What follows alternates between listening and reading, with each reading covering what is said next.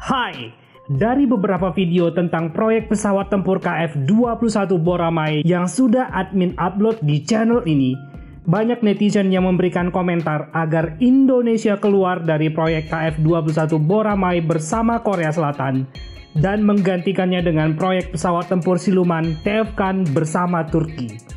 Alasan netizen biasanya mengatakan bahwa TF-CAN Turki sudah pasti memberikan transfer teknologi tak terbatas bagi Indonesia jika Indonesia bergabung. Pertanyaannya adalah, apakah masuk akal bagi Indonesia untuk masuk proyek TF-CAN Turki saat ini? Lalu apakah Turki memang menginginkan Indonesia bergabung dalam proyek pengembangan pesawat tempur TF-CAN ini? Dan apakah proyek TF-CAN Turki akan bernasib berbeda dengan proyek pengembangan pesawat tempur KF-21 Boramae Indonesia dan Korea Selatan? Mari kita bahas. Pertanyaan pertama yang harus dipahami adalah, apakah pemerintah Indonesia berminat bergabung dengan proyek pengembangan pesawat tempur TF-CAN Turki? Menurut pendapat admin, sejauh ini pemerintah Indonesia tidak memiliki niat untuk bergabung dengan proyek TF-CAN Turki ini. Hal ini karena sejauh yang admin telusuri, hanya sekali Indonesia melalui Menteri Pertahanan Prabowo Subianto mengeluarkan statement tentang TF-CAN Turki, tepatnya pada tanggal 3 Februari 2023 yang lalu. Ketika itu, Prabowo Subianto baru kembali dari Turki dan sempat melihat proyek pengembangan pesawat tempur TF-CAN di Turki, dan Sang Menteri Pertahanan memberikan saran ke Presiden Joko Widodo untuk melirik proyek pesawat tempur siluman Turki ini. Namun hingga saat ini, setelah setahun berselang, tidak ada kelanjutan apapun terkait TF-CAN di Indonesia. Di sisi lain, Indonesia masih terlibat dalam pengembangan pesawat tempur KF-21 Boramae bersama Korea Selatan. Proyek pengembangan pesawat tempur generasi 4,5 bersama negeri Gingseng ini memiliki payung hukum berupa Peraturan Presiden Nomor 136 Tahun 2014 yang membuat Indonesia tidak bisa keluar begitu saja dari proyek pengembangan pesawat tempur bermesin ganda bersama Korea Selatan ini. Sehingga jelas sekali bagi Indonesia saat ini, bergabung dengan proyek pesawat tempur TF-CAN Turki saat ini hanyalah sebuah isu semata. Pertanyaan kedua yang harus dijawab adalah, apakah Turki memang menginginkan Indonesia bergabung dengan proyek TF-CAN Turki? Lagi-lagi, dari penelusuran yang admin lakukan, hanya ada satu sumber dari pejabat Turkish Aerospace Industry atau TAI yang menyebutkan bahwa mereka mempertimbangkan Indonesia, Bangladesh, Malaysia, Pakistan, dan Kazakhstan sebagai partner dan calon pembeli potensial bagi pesawat tempur TF-CAN di masa mendatang. Statement tersebut dikeluarkan pejabat Turki pada bulan Januari 2020 yang lalu, beberapa bulan setelah Turki dikeluarkan dari proyek pengembangan pesawat tempur siluman F-35 Lightning II oleh Amerika. Namun hingga tahun 2024 ini, setelah 4 tahun berselang, tidak ada update apapun dari pihak Turki tentang kemungkinan negara lain termasuk Indonesia untuk bergabung. Bahkan, sampai ketika prototipe pertama TF-CAN uji terbang pada bulan Februari 2024 yang lalu, Turki tetap menjalankan proyek pengembangan pesawat tempur sendirian dan hanya dibantu oleh perusahaan BAE Systems dari Inggris. Jadi jelas sekali lagi terlihat bahwa Turki tidak berminat mengundang Indonesia atau negara lain untuk bergabung. Kalaupun misalnya ada sebuah keajaiban yang tiba-tiba datang sehingga Indonesia bergabung dalam proyek TF-CAN Turki ini, maka Indonesia sudah terlambat 13 tahun untuk bergabung dengan proyek pengembangan pesawat tempur generasi kelima ini. Hal ini karena fase konsep desain TFX yang melahirkan pesawat tempur TF-CAN Turki sudah dimulai sejak tahun 2011 yang lalu. Dan hingga saat ini, Turki sudah hampir menyelesaikan semua teknologi yang dibutuhkan.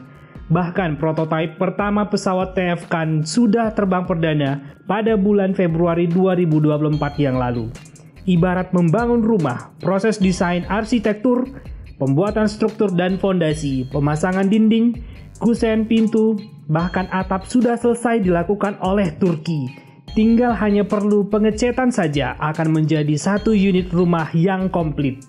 Nah, jika Indonesia bergabung dengan proyek TFKAN Turki sekarang, seperti ibarat membangun rumah tadi, Indonesia hanya ikut pada pengecatan dindingnya saja. Jelas sekali, ilmu mengecat dinding tidak sama dengan ilmu membangun rumah dari nol. Justru hal terpenting dari pengembangan pesawat tempur adalah fase desain hardware dan software dari nol, yang mana ini sudah selesai dilakukan oleh Turki bersama BAE System dari Inggris sejak tahun 2011 hingga tahun 2024 ini. Sehingga jikalaupun ada keajaiban Indonesia bergabung dalam proyek TFKAN Turki ini, ilmu yang akan diperoleh Indonesia tidak akan berbeda seperti membeli pesawat tempur saja, bukan seperti ikut merancang pesawat tempur dari nol. Ilmu merancang pesawat tempur modern dari nol justru didapatkan Indonesia sejak tahun 2011 yang lalu dari proyek pengembangan pesawat tempur KF-21 Boramae bersama Korea Selatan. Lalu banyak juga netizen Indonesia yang berpendapat bahwa Turki akan memberikan TOT 100% jika Indonesia ikut dalam proyek TFKAN Turki tersebut. Pertanyaannya sekarang adalah, bisakah Turki memberikan semua apapun teknologi yang didapatkannya di dalam pesawat tempur TFKAN ke Indonesia jikalau Indonesia bergabung? Menurut admin, jelas Turki tidak bisa memberikan transfer teknologi 100% ke Indonesia. Alasannya adalah fakta bahwa pengembangan pesawat tempur TFKAN tidak dikerjakan oleh Turki sendirian, melainkan bekerja sama dengan perusahaan asal Inggris, BAE System. Nah, BAE System dari Inggris sendiri memberikan sejumlah core teknologi penting untuk digunakan di pesawat tempur TFKAN Turki setelah mendapatkan izin ekspor atau export license dari pemerintah Inggris. Ini terlihat dari dokumen berikut yang dikeluarkan pemerintah Inggris terkait export license yang diizinkan dipakai oleh Turki di proyek pengembangan pesawat tempur TFKAN. Namun yang menjadi pertanyaannya sekarang adalah jika Indonesia bergabung dengan proyek TFKAN Turki, apakah Inggris juga akan memberikan export license yang sama ke Indonesia seperti yang diberikannya ke Turki? Belum tentu, karena ingat, Inggris sangat mirip dengan Amerika yang terkenal cukup rewel dalam hal teknologi. Nah, kasus ini mirip dengan proyek pengembangan KF-21 Boramae yang diikuti Indonesia bersama Korea Selatan, yang juga menerima 21 core teknologi dari perusahaan Amerika Lockheed Martin.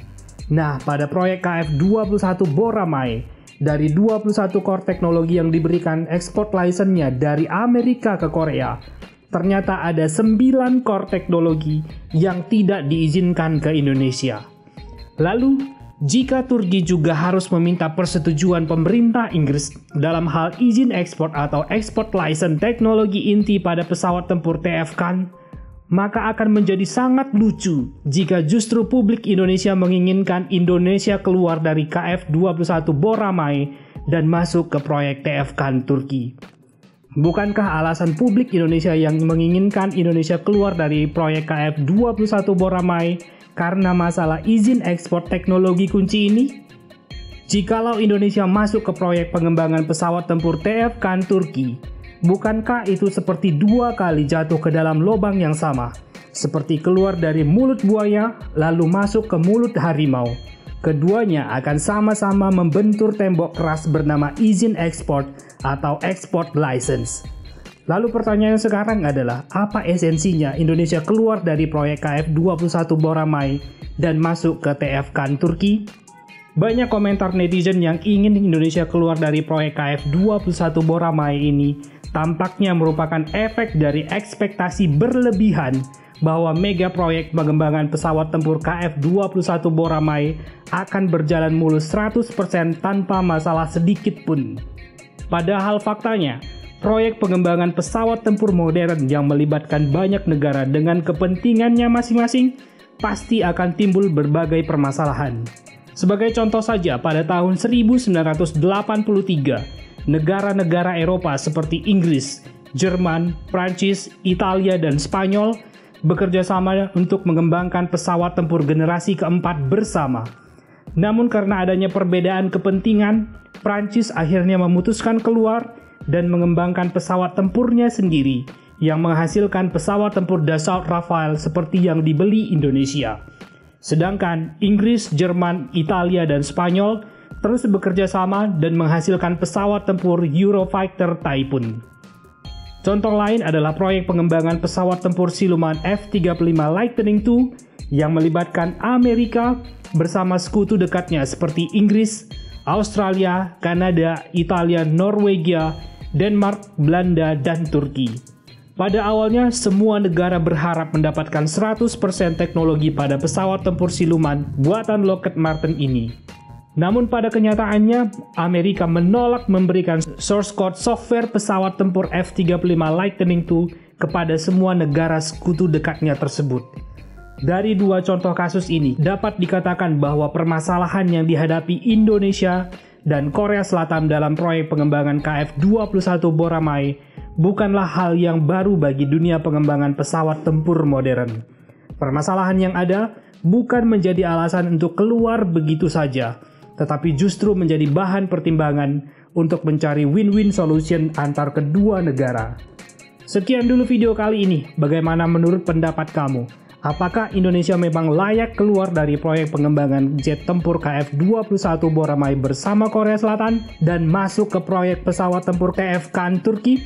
Sampaikan komentar kamu di kolom komentar ini ya. Kita diskusikan secara gamblang. Salam.